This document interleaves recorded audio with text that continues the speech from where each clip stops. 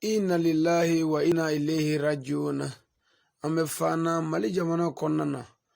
Mali famau. Ay wulika joke. Aka maldo ni kishi chuko bela. Fana geleya ni geleya.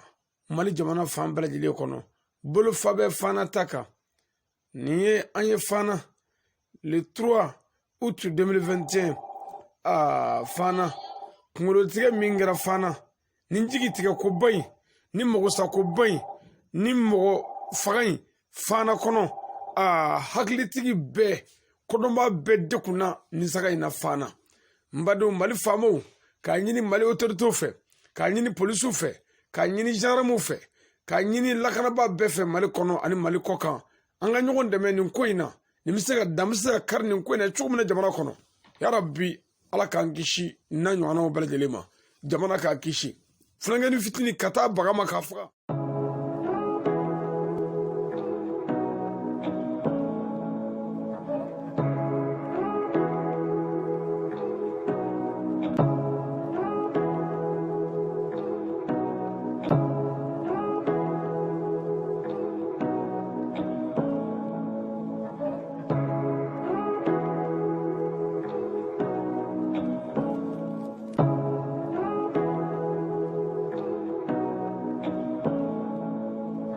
Abe shin krefe du kono yoro mena ne ka wulu kasira mbora ne trosi mena ka fambela je na abe akara na ko misiri piske no wulla ka koro ne ta bama ka to nga portu la je meni ne a portu datu kono no bona gilla tigara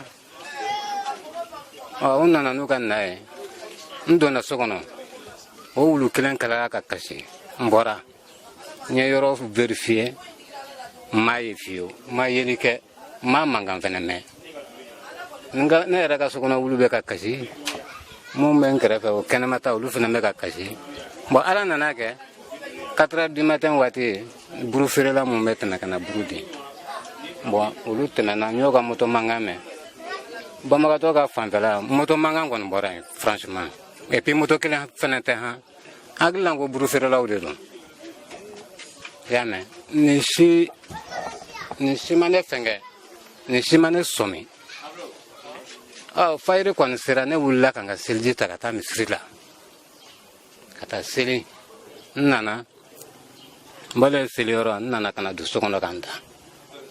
Sunoko shuni mnanta, koragani nana nema. Dugola, ale atake sutrala, aya fone, nema seka sutra. Ese ko binane daga nguyu akonga wuli ko tara to kon fa